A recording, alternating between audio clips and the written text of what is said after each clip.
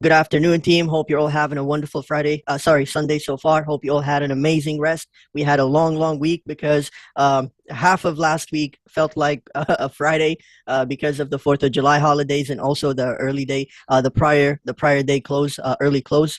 Um, so heading into this week, team, we have a couple set of data that we have to cover. Let's start off with Monday. For Monday, we have the consumer credit. This is nothing to worry about. But then heading into Tuesday, this is when we have to be watchful, and pretty much Powell will be speaking about pretty much the state of the economy, inflation, and all of that in front of Congress. And usually, what happens in this particular meeting is he is going to get grilled. There's going to be some very disgrunting senators that are going to be asking him questions, and a lot of the questions usually directly affect the market. They're concerning questions from the everyday people that the congressmen and women are representing, and they're not going to be happy with high inflation still. On a lot of the everyday products that we use. So this is going to affect the market for Tuesday and Wednesday's session. And then we also have the CPI data on Thursday. So this is going to be key. Now, core CPI has been coming in lower for some time. And any lower data from here, I honestly cannot imagine where the markets can even go to. But what I can say is I think a lot of, especially going over my watch list on the weekend, I noticed that there are a lot of consumer stocks like Target and like other stocks, even honestly, like even if we look at UPS, they're the bottom feeders, and they're looking to set up for opportunities heading into the rest of this year. So I think there's going to be some interesting rotation for the rest of this year that I'm watching on the small and mid cap stocks. And heading back into charts, team, so far, just looking at the overall market, I can tell you that tech is pretty much leading everything. This is the S&P 500, and this is also QQQ.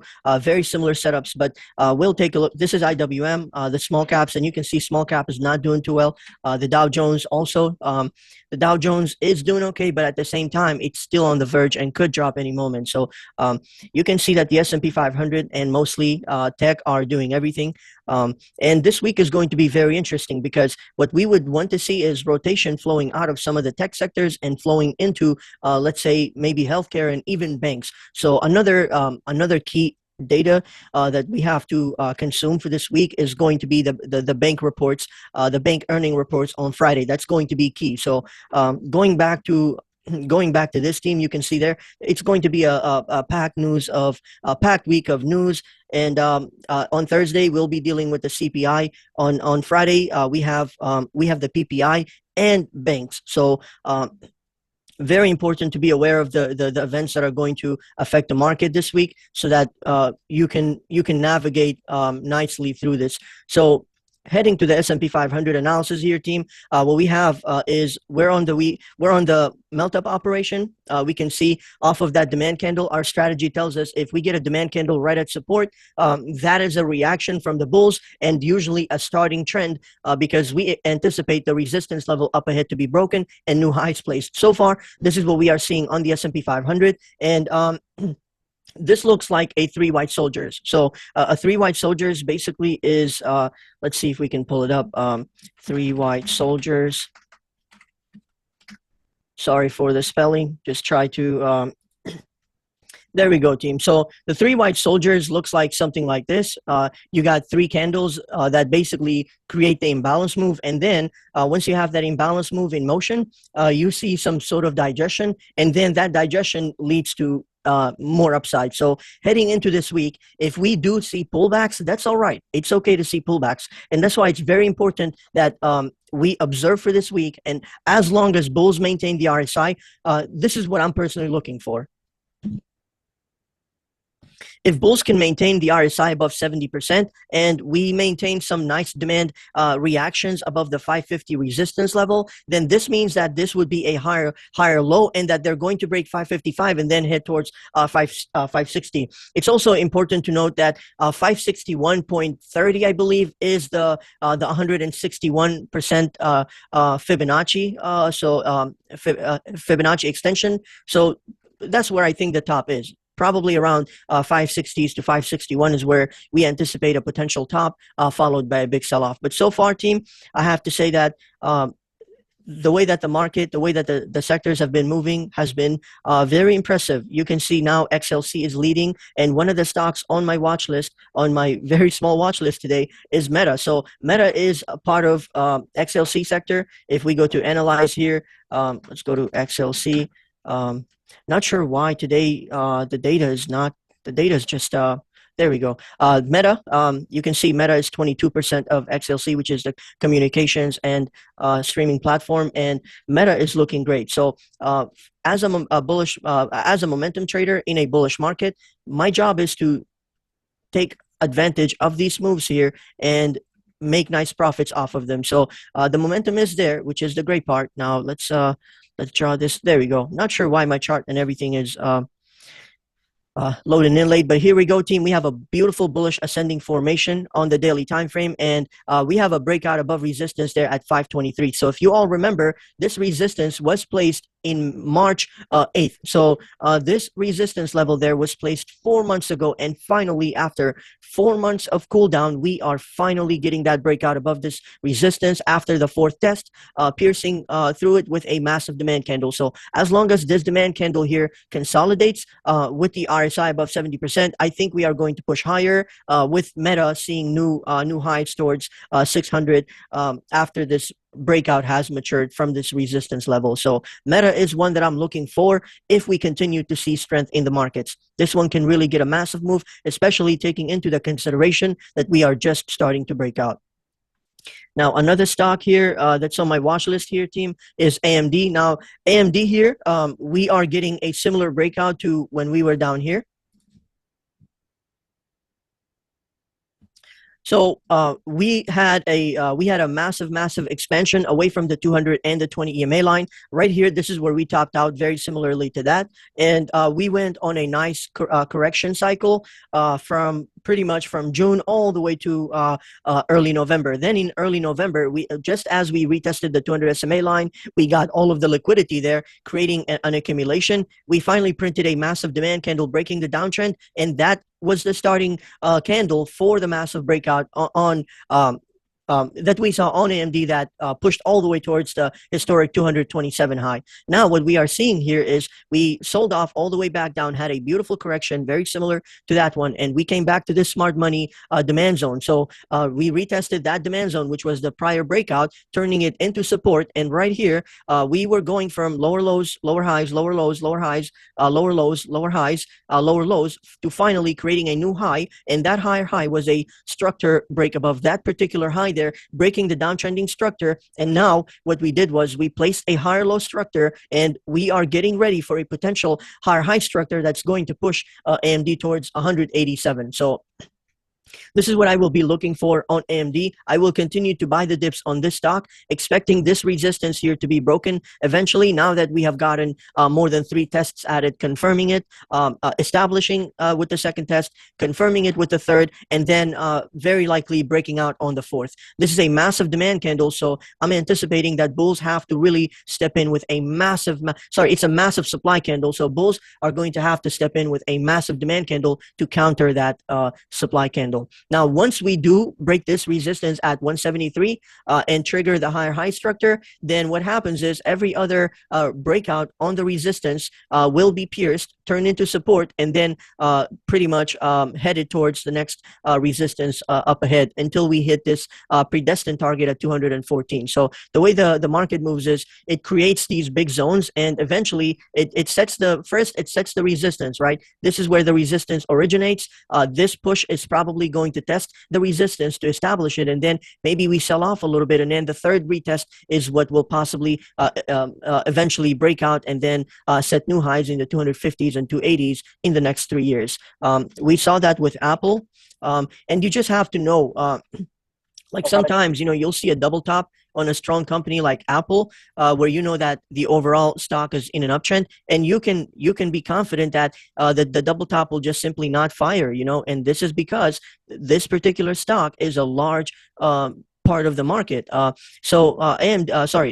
Apple here did the same thing. You can see we basically created the resistance there, and then went down to support, established support, then went up, either created or established, depending on what the data given you have here. If this is the first creation, then you still draw your zone, but you draw it like this instead. You draw it right over here, because this is the starting point of the zone, and now you get to catch a future retest of that level to further observe the demand reaction off of this support level. And you can see the demand reaction on the weekly candle was massive, and that's what pretty much led to the whole uptrend on Apple. So very similar setups here on AMD.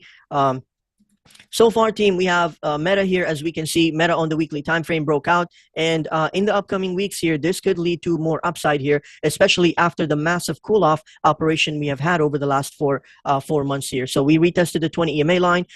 We are coming back up. We have already broken the resistance, and this means that if bulls step in for the upcoming weeks here in any way, shape, or form, if the XLC communication sector continues to get rotation flow, then this can be the leader within that sector to further push the tech industry up. So far, Meta looking beautiful for that expansion in the upcoming weeks to catch. And now let's go to AMD. We looked at AMD as well. AMD, amazing trade, as we can see on the weekly time frame. We finally have a big demand candle. The TTM squeeze is also turning light green, which tells us that there is a starting trend. And now what happens is, if we go, let's say, from here to here, you can see the squeeze firing. Depending on how big the squeeze firing can be, it can be very lucrative if we are right, and we do indeed go to 214. So far, loving the candle here, and this is what I will be continuing to observe heading into the following weeks. Now, as long as you know what stocks have the momentum, you can just have a small list of them, team, and just trade those stocks for the upcoming weeks, knowing that the setup is there. So, for example, if this is, let's say, the starting candle, that means you can trade AMD for all of those given weeks to come, knowing that this is leading to a bigger uptrend on that. So that means if you know, in this case, perhaps you will buy the dips on the daily or the 5-minute when you see NVIDIA, when you see AMD selling off. Very similarly to NVIDIA, you can see no stock really just goes up. You're always going to get these amazing opportunities in between. You can see and that's really good, because what do these movements, pretty much these wicks, provide? They're simply providing us liquidity. So that's essentially good, and you can trade it knowing that this liquidity is going to continue to come in for an individual stock that you're trading. Obviously, NVIDIA is not one. Like I said, I won't be touching NVIDIA until we get the breakout above 128. But yeah, AMD is another story. AMD chart, we can see the price action is looking beautiful. Buyers are really stepping in, so I'll continue to trade AMD from here. Now, one of the stocks within the healthcare sector saw a nice reversal on Friday's session.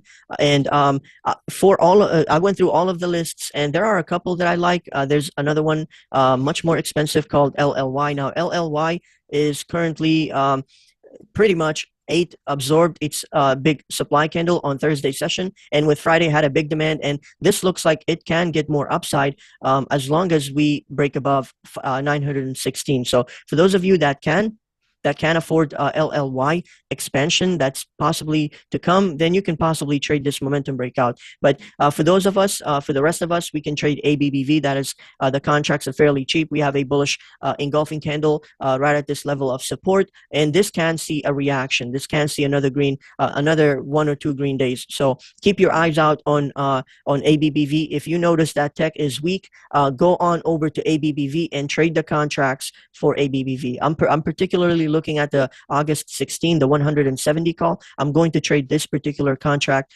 with the team this week. I may also look at perhaps, let's see, the August 9 is the monthly. We may also, if we can, actually, we'll go over, since the spread is wide on the strikes, we're going to just stick to the August 16 and trade that for now until the setup develops later, so that once we are around, let's say, the 169.70 in the upcoming week, then perhaps we do the monthlies, but this time we get the much closer strike for far cheaper. I don't want to confuse you, but yeah, for now, the August 16 170 call looks good to take advantage of this bullish engulfing into Monday and Tuesday session.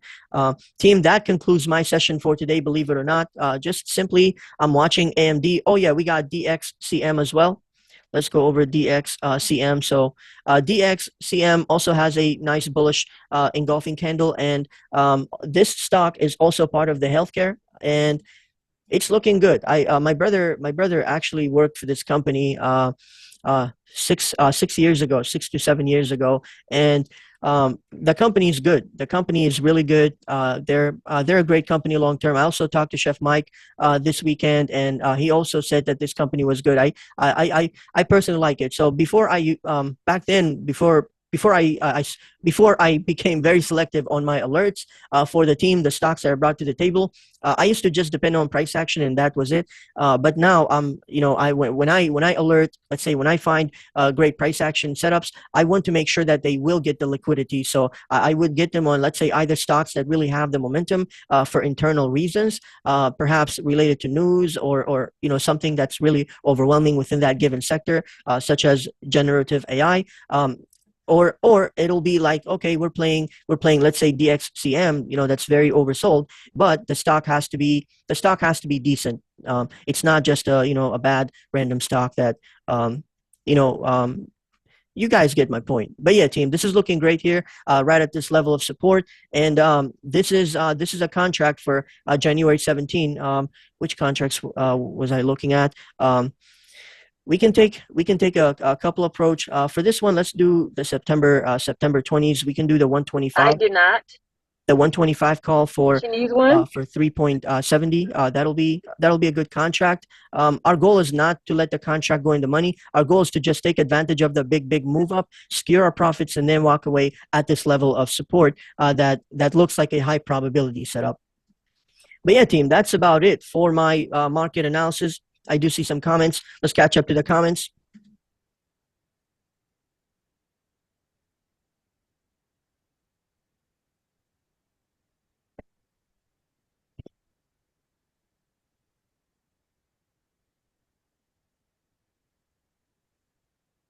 Yes, sir. Well said. And Jeff, happy birthday. Wishing you an amazing birthday.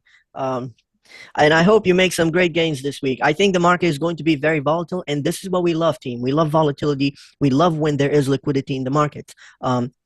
Because when the market is choppy and there's no liquidity, there's not much movement. So we'll just be sitting in the live trading room or in the chat room, not doing anything. But if we do, if we do have these nice setups on, let's say, with the volatility, especially with the way that the market is set up, then we get to take advantage of the movement. We get to buy at, let's say, support, sell at resistance, and whatnot. Meta is a beast, up over 300%, and just took more profits Friday. Only 33% of my shares left now. I see you're reallocating nicely, John. I've been seeing a lot of FOMO on Meta, seeing a lot of FOMO on CNBC and everywhere else, talking about more upside coming in. I see Rice, Body, where's the big supply candle you mentioned? I missed it. Sorry, for which one were we referring to? Meta AMD on the daily. Oh, yes. So as Jeff mentioned, I was referring to the big supply candle for AMD on the daily time frame. So it's this big supply candle right here. This big supply candle.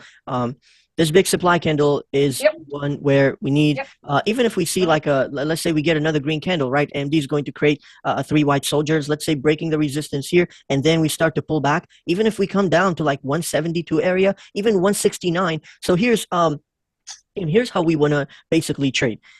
If we are, let's say we're watching AMD, right, and the price is a bit risky and a bit volatile and ends up going back to the 167. Now, below 167, basically anywhere below 172, that's what I would term the danger zone. It's the danger zone because this means that they had a reaction at the resistance, rejected it, and this means that if there was anything bearish to come out, that would be the lower high structure, and the reactions that will come off of it would have been big red candles down. But AMD, I think it's way different. Matter of fact, I think the thought process is entirely opposite of what I just mentioned, and that's because of the generative AI revenue that they're going to be getting, the growth that they're going to be getting as a company. So definitely keep an eye out on AMD. I'm pretty sure within the next 3 years, we will see AMD in the 250s and the 270s. It's important to note that NVIDIA has split many times. I've seen NVIDIA split at least 3 to 4 times in my short career. And AMD hasn't split. I think AMD split only once, and that was a very, very long time ago, maybe in the 2002s or something. But yeah, this stock has significant growth in the near future, and we'll continue to trade it because the contracts also are very, very lovely to trade. I think once this big supply candle is taken out, the stock is going to behave entirely different, and this is when things will really get uptrendy, if that makes sense. By the way, Rice, are you the player I played Call of Duty with? Pine Warrior J&J is another one that I like in healthcare. Yes, sir. I was watching J&J as well. Just like honest to God, just like ABBV, I really like J&J. But the reason why I particularly chose ABBV is because ABBV is already in an uptrend. So because it's already in an uptrend, I felt more comfortable to just go with ABBV. But J&J also looks amazing. AMD looks ripe. Next month, we can get paid well. I agree. Yes, sir. We will continue to squeeze profits off of AMD. That's for sure. Always looking out for the team. There we go. Can you go over SMCI? Yes, sir. SMCI. SMCI is hanging on to dear life right above the 20 EMA line. It's still maintaining a higher low structure. It has not. We can see it's still maintaining a higher low structure. It has not broken any downtrends really. This was a nice liquidity off of that level, and I remember, yeah, that was a good one. So there we go. This is a nice reaction off of demand. So far it's trading right in the middle of this zone. It's not one where I'm excited to trade, but at the same time, it's not one that I'm fully overlooking just because we're still trading above the 20 EMA line. Now, I will say, once we take out this, once we get back up above 900, that's when I will look for SMCI for any expansion potential. Because if we get above 899 and break this bearish engulfing candle, which counts as a supply candle, then as soon as we break that, it's going to be predestined to get a retest at this 1001 level. So, sorry, 1014 resistance level to further establish and even confirm. So, this is what I will honestly be looking for. Like sometimes as a trader, this is how I trade. Less.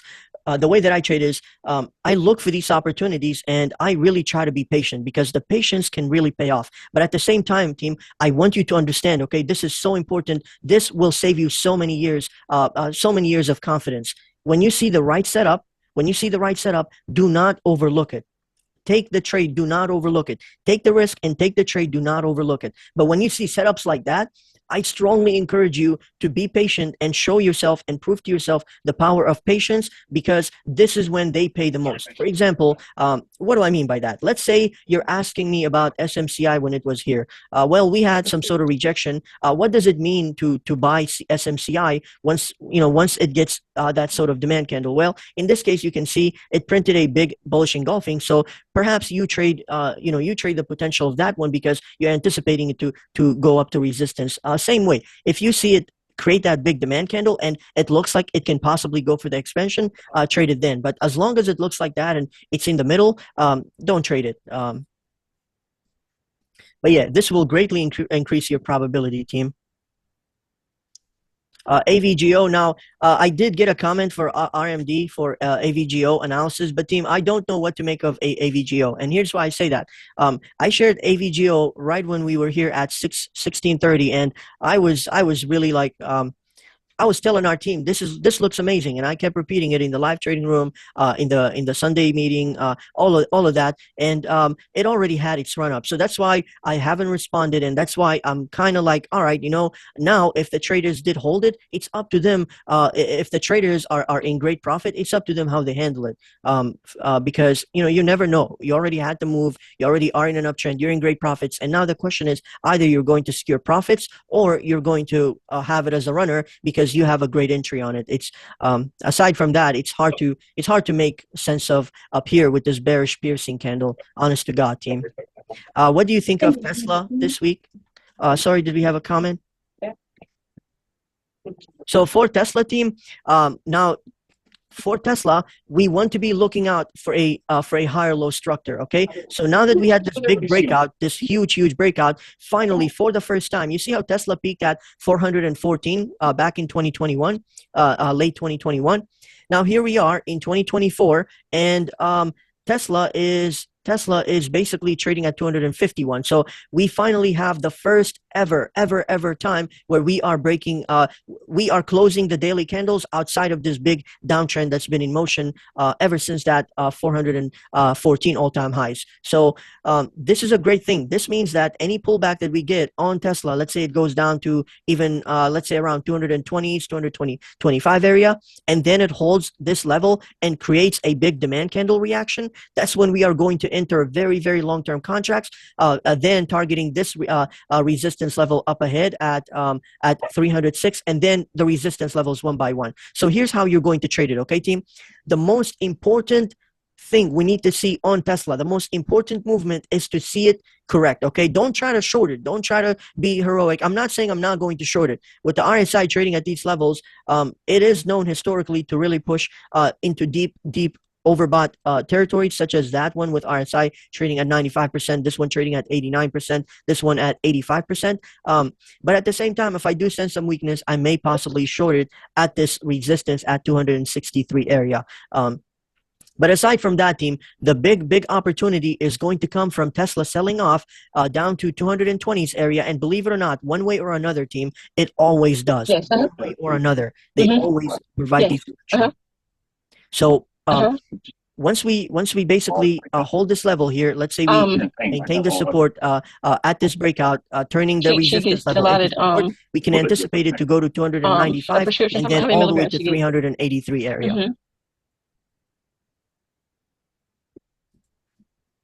But yeah, team, so far, this is my analysis on Tesla. Just keep an eye out for Tesla. Be patient on it. Wait for it to pull back if it has to, but do buy the dip on this beautiful opportunity for the long term. And the way that you're going to trade it is literally the resistance levels. Okay, first target reached at 264. Okay, how was the reaction to it? Did bulls pull back? Did they, and if they pulled back, how was the reaction? Did we get a counter demand candle where we can ride it up for more? Okay, then we go to this resistance level at 298, and then the 314 and whatnot. So one by one, the resistance levels will get taken out.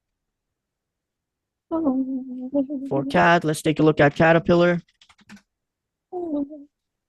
All right, so here we go for Caterpillar. It doesn't look too bad, team. So far, you can see that each of the candles on the daily time frame have been maintaining the higher low structure. So not a single candle so far has closed below the prior day session. So far, it doesn't look too bad. Now, what I would love to see on CAT is if we can get a big demand candle. If we can get like a big green candle, one of these big demand candles on Caterpillar, then that will be really great, because that will be the starting entry for. Okay. I'll let her provider know. Okay.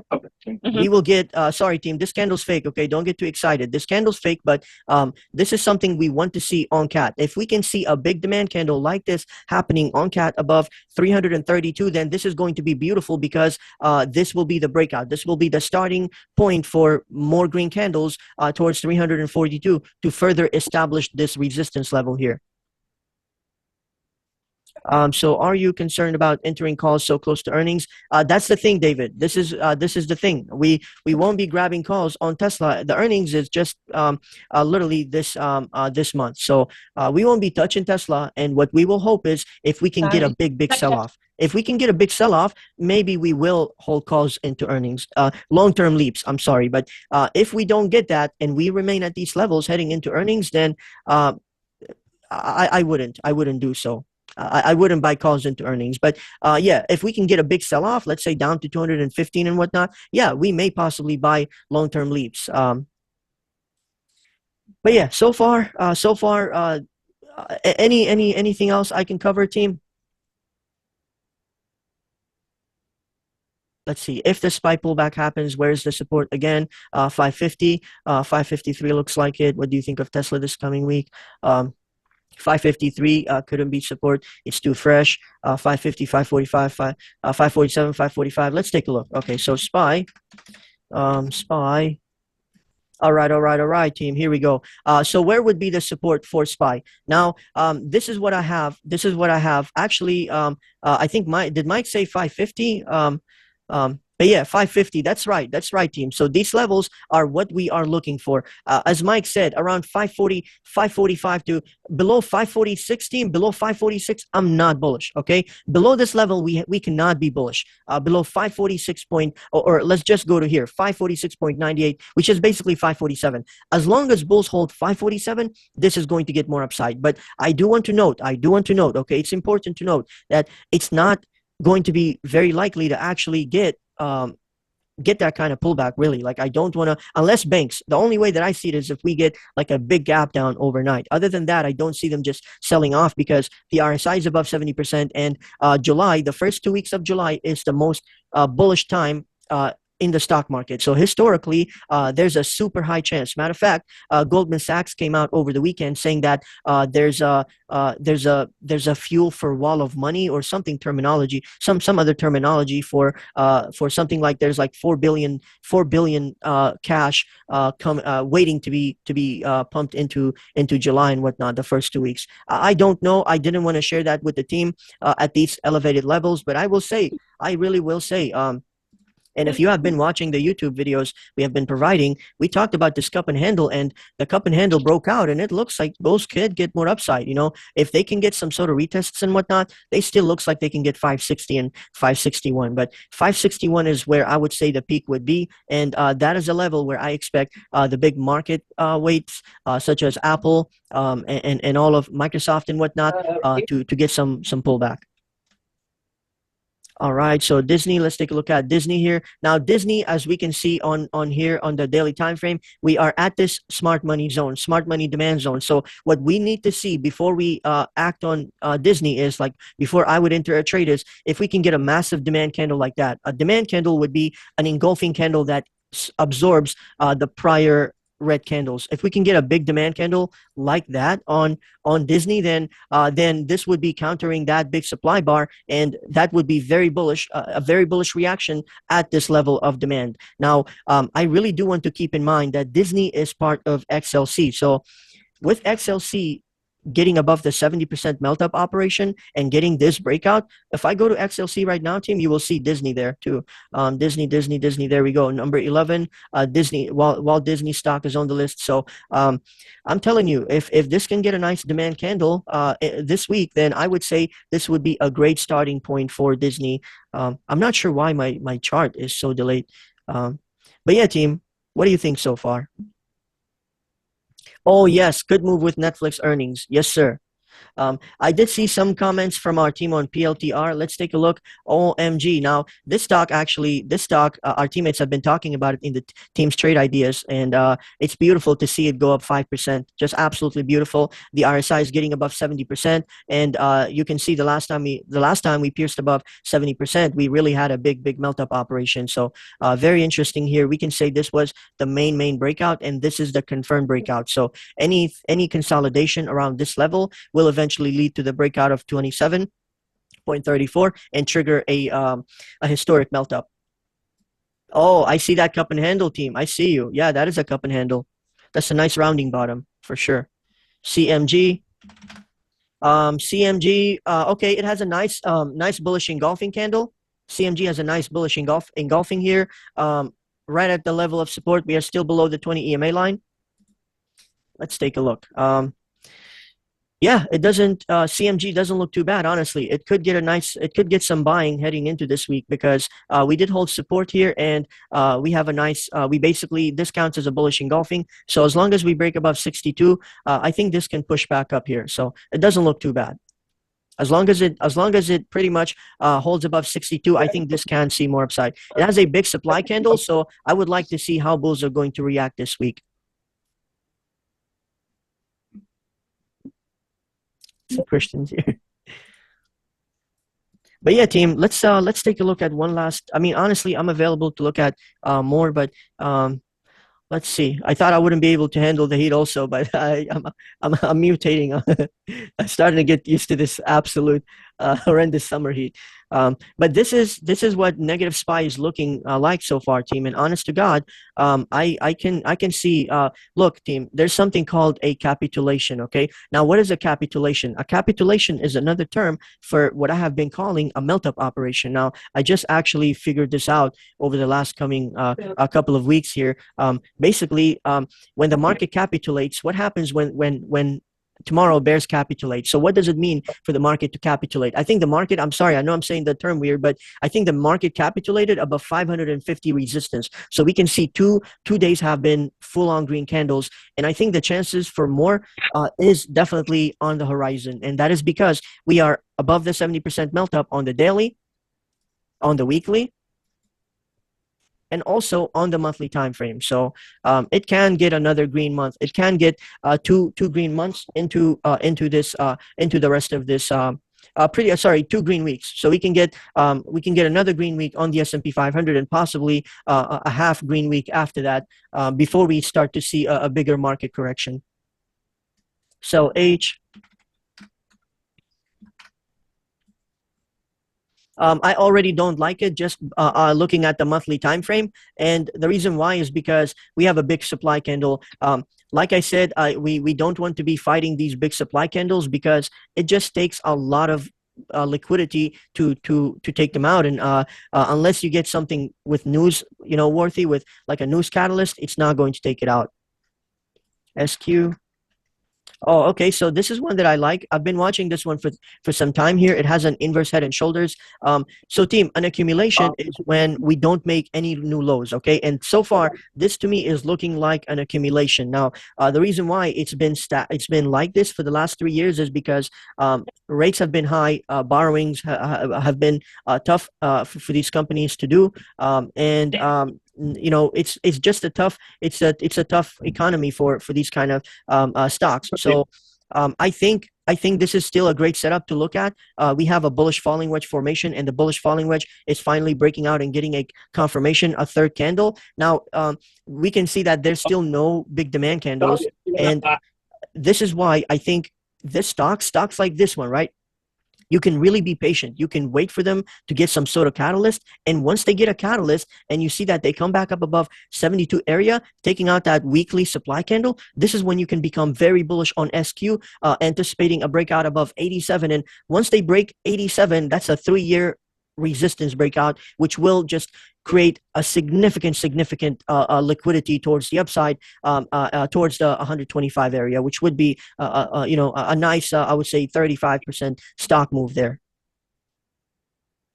But this is what I mean, team. Like sometimes I'm telling you, the way this works is like you have to be patient, and you don't want to be part of the early war. Like you don't want to be, pushing the front lines and being the first one to die when you got the whole territory to cover. Once you do, once you do break out, once you do take out. So just wait for them to get momentum, and then we're going to trade it with the momentum, with the smart money move there. Yeah. Team, any other analysis so far? Anything else to cover?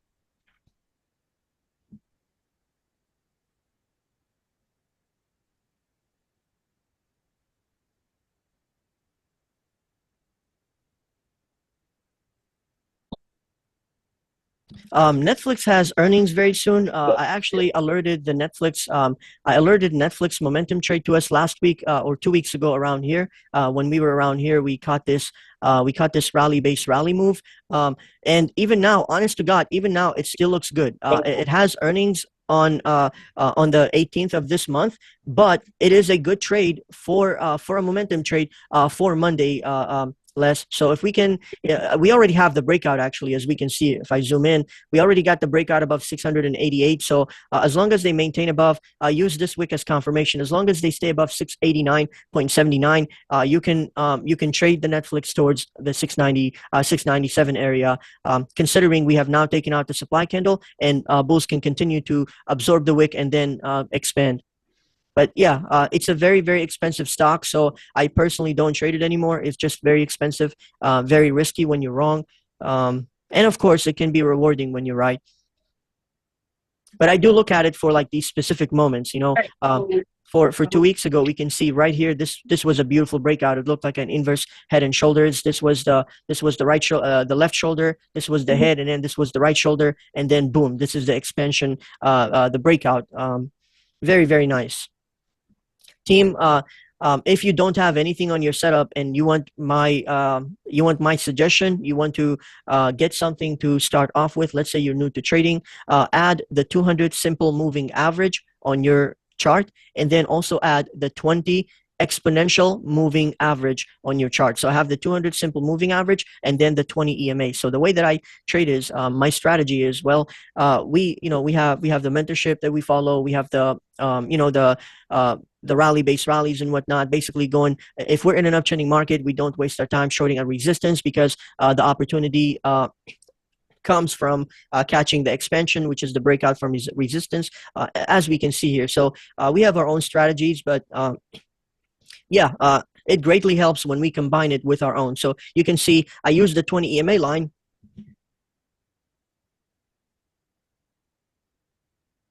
Sorry, team, the battery on my mouth was dying. Had to drink some water to charge it.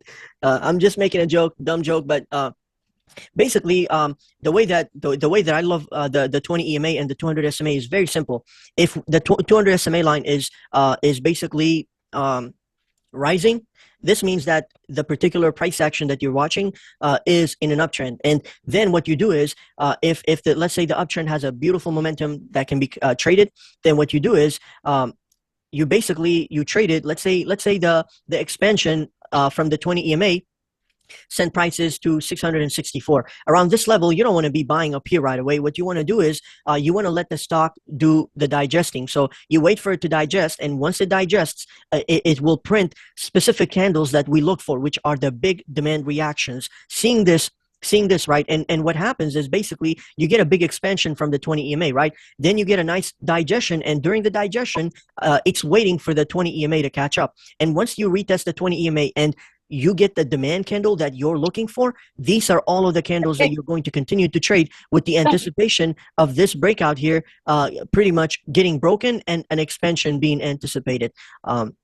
So you get another expansion away from the 20 EMA, and you can see the same thing happens until eventually the stock hits a ceiling, creates a lower low, and now the stock will pretty much downtrend from there. That's all for today's session, team. I hope you learned something valuable. I do want to share one last thing with you here. Two of my favorite people messaging me here.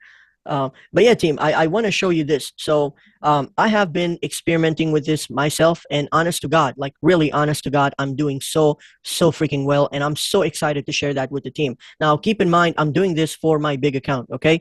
I'm doing this for the big day trading account, and this is different. This is for the 2K cash account. For my big day trade account, I think it starts off with like 750, 1,000, 1,250, 1,000. Basically, for the big account, it adds 250 each time. But this one is for the small account. So what I have here is, on Thursday, on Thursday, we have a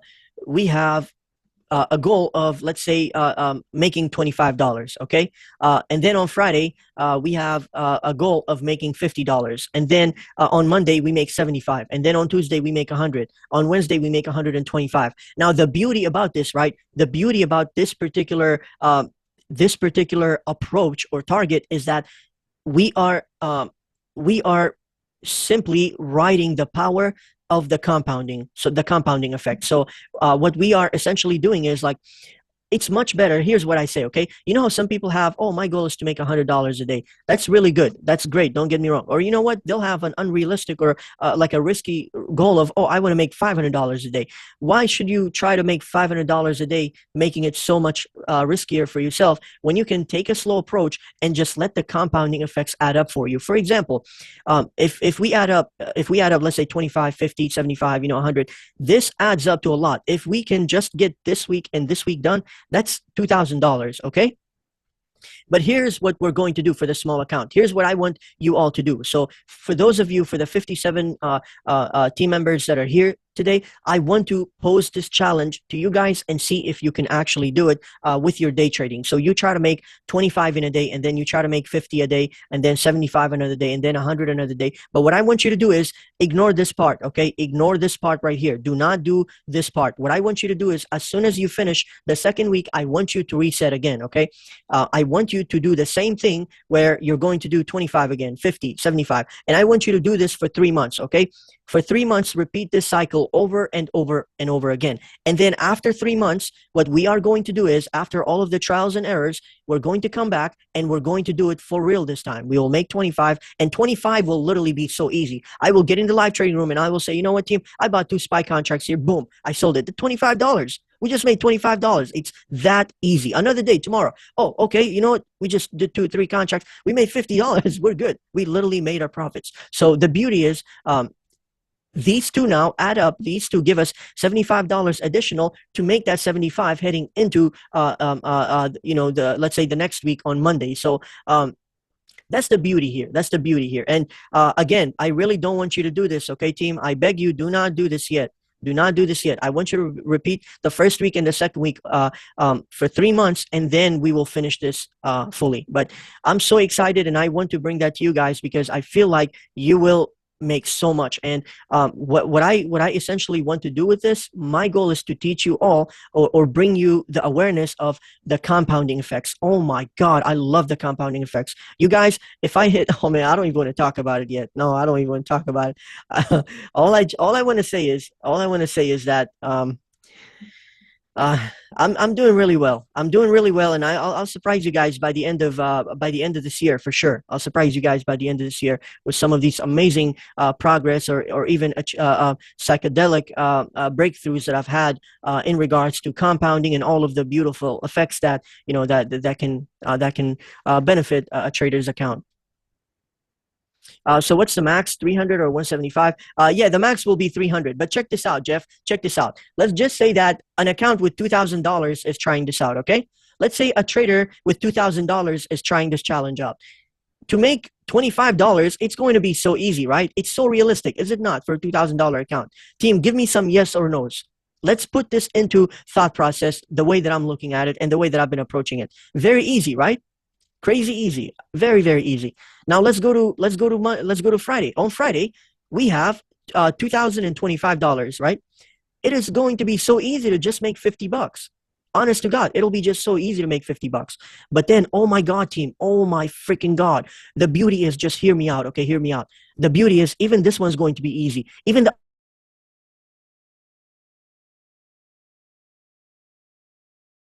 in our accounts, we have 75 plus 75. That's how much?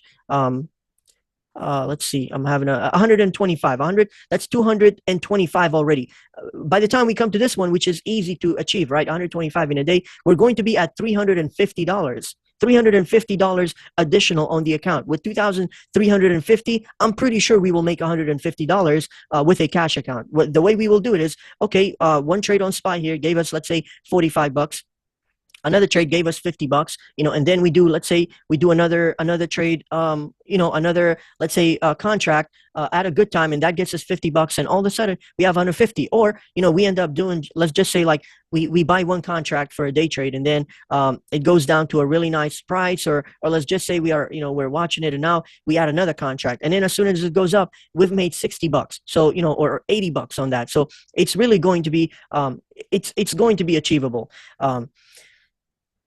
Now, let's just say we achieve this couple of times, right? If you achieve this couple of times, that's $2,000 each time. So you add that up, and now you have some backup through the trials and errors. Your account has grown, right? You've learned to fix the mistakes and whatnot, control your greed, realize what this compounding effect is helping you control. It's helping you control greed, but it's helping you in a way where it's so easy to make these, and they just add up. The more you meet these goals, the easier it becomes to make these profits here. And I can show you like a good example of our team here. Now this can be an effect on a trader. So for Christian here, he's been doing all of the trades on his own. All of the trades have been SPY, or mostly SPY at least. And you can see he added a little bit of money. He took it from 1,700. You can see 1,789, 1,819, 2,000, 2,075. Do you see that, team? 2,105, 2,286, 2,618, 2,665, 2,660, 2,717, 2,854, 3,260, 3,695, 3,720, 3,856, 3,989, 4,081, 4,240, 4,461, and 4,826, 5,103. You see how compounding effects add up, team? It's absolutely beautiful. And the most beautiful part is you just have to start slow. You just have to really convince yourself to take that slow gain, take that slow process gain, and just be happy with what you are being given. And honest to God, team, honest to God, I'm telling you, this can be such an amazing effect on your account. So with that being said, that's all for me. I hope you all have a wonderful rest of the day. Take care, all. I'm excited too, RN. Very, very excited. I'm going to try and really bring this to our team so that not only do we get our team educated, we also set them up so that we can have these amazing stats as a team. Thank you so much, team. I hope you have a wonderful rest of the night, and let's have a good week. Just know that there are times where we have to observe the markets, and it's not a bad thing at all. Take out the feeling of FOMO. Just take out the feeling of FOMO, fully cancel that, and see how you can possibly take advantage of opportunities in the least de-risking way. Now, no matter what you do, there's going to be risk. Believe me, there's going to be risk. But the point is, when we wait those times out, let's say we avoid trading all crazy this week because we got all these events.